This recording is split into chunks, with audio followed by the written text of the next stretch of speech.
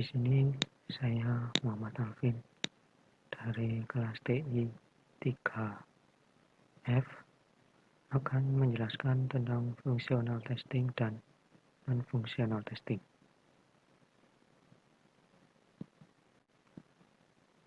Fungsional testing. Pengertian fungsional testing. Black box testing atau yang sering dikenal sebagai sebutan fungsional testing adalah metode software testing yang digunakan untuk menguji perangkat lunak tanpa mengetahui struktur internal kode atau program. Fungsional testing dapat dilakukan secara manual atau secara langsung oleh manusia yang biasa disebut dengan tester. Juga dapat menggunakan software tester. Meskipun pengujian dengan fungsional testing ini biasanya dilakukan di bagian akhir dari siklus pengembangan. Tiap-tiap komponen dan proses sebenarnya juga dapat diuji pada awal pengembangan. Bahkan dapat diuji sebelum sistem dinyatakan berfungsi. Testing ini pun bisa dilakukan untuk seluruh sistem. Pengujian ini memerlukan pemikiran mengenai kemungkinan terjadinya fungsi yang hilang. Penguji bahkan diminta membuat daftar fungsional tambahan yang biasa dikembangkan oleh suatu produk selama proses pengujian fungsional.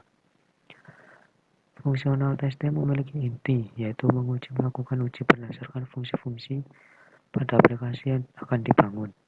Misalnya fungsi button save, edit, delete. Penguji harus dapat membuktikan bahwa catatan tersebut benar-benar tersave, edit, atau delete. Bagian fungsional testing. Yang pertama yaitu unit testing, yaitu menguji yang memiliki tujuan untuk mengisolasi tiap-tiap bagian program dan mengecek setiap bagian tersebut apakah sudah sesuai dengan apa yang dibutuhkan. Kemudian yang kedua, integration testing. Merupakan pengujian yang bertujuan untuk membuat kombinasi dari bagian-bagian aplikasi demi menentukan apakah bagian tersebut bisa berjalan benar secara bersamaan. Kemudian ketiga yaitu sistem testing. Adalah pengujian yang dilakukan setelah sukses pada integration testing.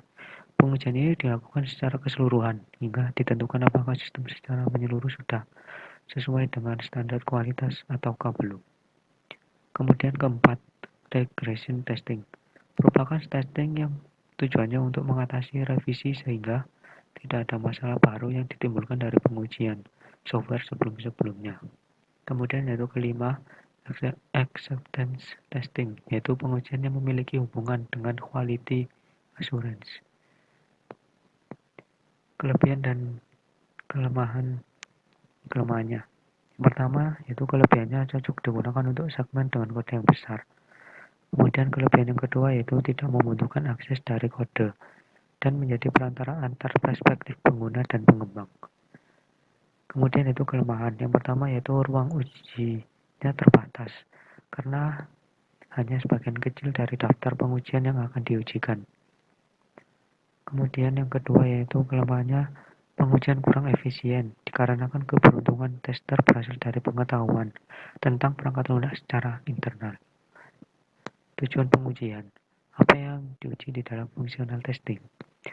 Fungsional testing adalah pengujian yang dilakukan untuk memeriksa fungsi-fungsi yang terdapat di aplikasi software yang sedang dibangun. Contohnya fungsi button save, edit, atau delete. Kemudian tujuan utama pengujian fungsional ini adalah untuk memeriksa fungsi-fungsi yang ada pada sistem perangkat lunak. Hal ini berkonsentrasi pada pertama, fungsi-fungsi arus utama. Fungsional testing menguji fungsi-fungsi utama dari sebuah kegunaan dasar. Pengujian ini melibatkan pengujian dasar dari kegunaan sistem. Pengujian ini juga memeriksa apakah pengguna dapat dengan bebas mengakses melalui layar tanpa mengalami masalah. Kemudian ketiga, aksesibilitas, memeriksa aksesibilitas sistem untuk pengguna. Kemudian kondisi kesalahan. Penggunaan teknik pengujian yang bertujuan untuk memeriksa masalah yang ada atau kondisi kesalahan. Hal ini memeriksa apakah ada kesalahan yang sesuai ditampilkan. Kemudian tahap fungsional testing. Dalam prakteknya, fungsional testing ini memiliki 5 tahap. Di antaranya adalah, yaitu yang pertama, menentukan fungsionalitas yang dibutuhkan terhadap aplikasi atau software. Kemudian yang kedua, menentukan data pengujian sesuai dengan spesifikasi dari aplikasi atau software. Kemudian yang ketiga, menentukan output berdasarkan spesifikasi yang ada pada software atau aplikasi. Kemudian yang keempat, penulisan tahapan-tahapan tes dan eksekusi pengujian. Kemudian yang kelima, perbandingan antara hasil aktual dan hasil yang diharapkan berdasarkan rencana awal dilakukan pengujian. Cara pelaksanaannya untuk menguji aplikasi secara fungsional, maka kita perhatikan langkah-langkah yang ada di bawah ini sebagai berikut. Yang pertama, memahami persyaratan rekayasa perangkat lunak. Kemudian, yang kedua, membuat input data berdasarkan spesifikasi fungsi.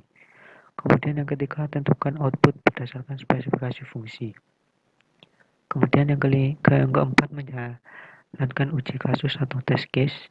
Kemudian yang kelima, bandingkan hasil yang diharapkan dengan hasil keluaran yang aktual. Kemudian penjelasan tentang non-fungsional atau yang non-fungsional testing. Merupakan pengujian yang melakukan verifikasi pada kebutuhan non fungsional seperti performa dan kegunaan sebuah aplikasi.